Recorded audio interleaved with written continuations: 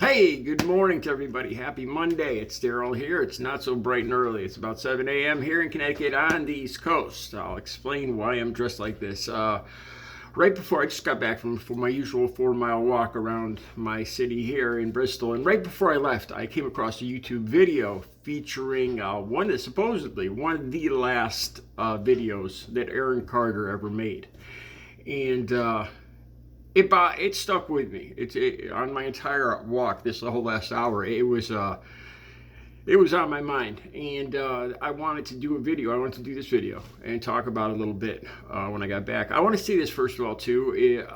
I'm not doing this video to. If you are familiar with me, I have over 16 years clean and sober. I've been clean and sober since October 23rd, 2006. I was a full-blown opiate cocaine addict.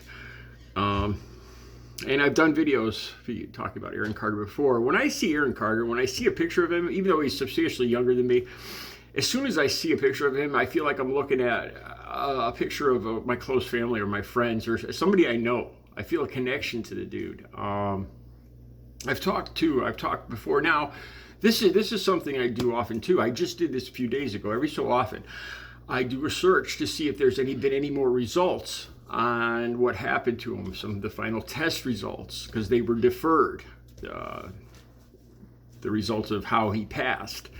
And I'd say probably about once a week, once every 12 days or so, I'll do a search to see if the results have come back yet, and they haven't. But right before I left to go for this walk, I came across this video. And I don't know the context. The link will be down below, so you guys could watch the video yourselves. And like I said, I'm not doing this. If you're not familiar with me, I'm not doing this to criticize Aaron Carter. On the contrary, one of the main reasons I feel I'm still here on this earth is to help people with recovery and get out of addiction. The same thing that happened to me. I was just looking up results. Recently, I was looking up how many addicts, what's the percentage of addicts that relapse in the first year of being clean? And 85% of addicts will relapse in the first year of being clean. Now, I relapsed a few times before I finally got clean and sober on October 23rd, 2006. But since then, I've been completely clean and sober. And I've talked about relapse too, because it kind of looks like this is what happened to Aaron Carter. I even went as far. This is kind of corny, but after doing the last video on Aaron Carter, I'm going to be 57 years old. So I'm not in that age group. But I actually went out and bought a video of Aaron Carter, a used video, because I wanted to get a feel of who this dude was, what he was about. Just a feel for who he was. Because like I said, when I see his picture, I feel a connection. Like what goes through my head. I said this in another video. There, but for the grace of God, go I. A lot of times when you relapse, it goes one of two ways. It's your last time, the end of your time on earth, or you get that moment of clarity and you just kick it and you're clean for good. A lot of times it goes one of those two ways. And for me, it went one way, and I think for Aaron Carter, it went the other way. When I watched this video, the link down below, I actually started thinking, what if I was online right at that moment? Is there anything I could have said to him? Is there anything I could have typed in? What if I was online right at that very moment? Let me tell you about the video down below. I don't know the context, but apparently somebody said to him, it was like a TikTok live video, and somebody said to him, "You're destroying your life." That's what it sounds like. So Aaron Carter goes on to kind of defend his life. He's kind of ticked off about this. What do you mean I'm destroying my life? And then he says this.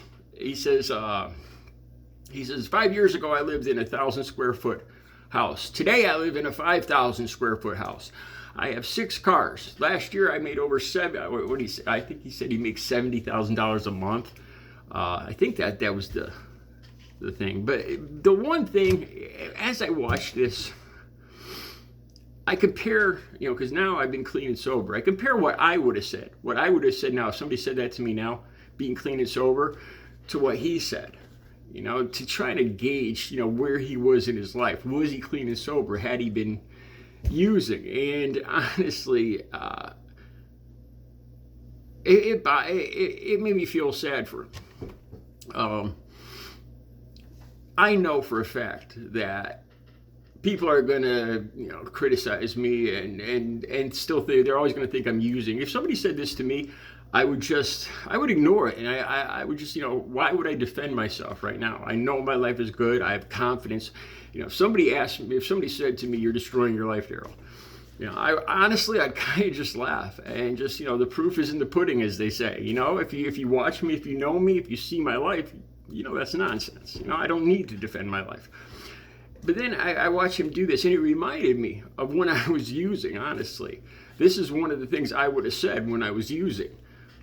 Because this is how I would have looked at it. Like how can I possibly, like if somebody said, "You're destroying your life," I would say, "Look, I got a job, I got an apartment, I got my own car, I'm paying my bills, this is ridiculous."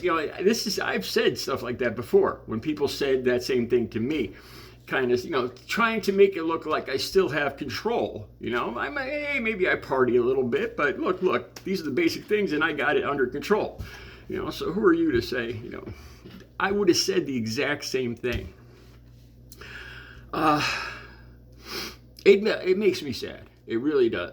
I'm not criticizing Aaron Carter, but to see him defend his life, to defend his life by how many square feet his home is, it makes me feel, my heart goes out to him. I know it sounds corny, but it does.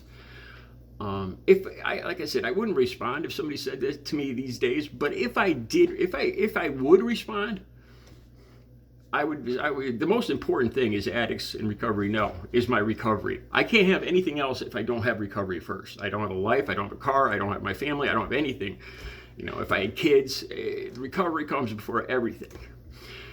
And if somebody said, "You're destroying your life," the first thing I would think of is my physical, my emotional, my mental life, my well-being, like physically, mentally, and emotionally, I am in a great place. I think that, to me, that's how I would have answered. I wouldn't have responded with physical things, homes or cars, because that's really inconsequential. You can't have any of that if you don't have these other things first. Your mental, emotional, physical health and well-being. You don't have any of the other stuff. And this is what you realize in recovery. So as I watch him in this video, again, I'm not trying to criticize him or make him look bad or anything like that, but like I said, but there before the grace of God go I. I feel a connection to this dude.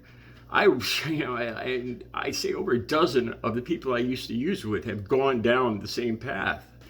And I just wonder, what can I do?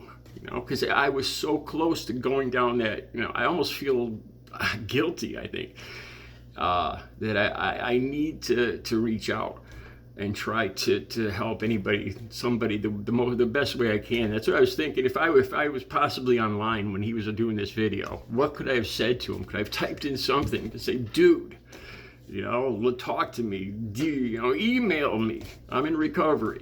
Could I have changed the way things turned out? But it doesn't happen. Anyway, the video is down below. I've never seen this video of Aaron Carter before, and God rest his soul. And there is recovery. Recovery is successful. Recovery is a real thing. I know. Don't lose hope. You can achieve recovery. You guys have a good Monday.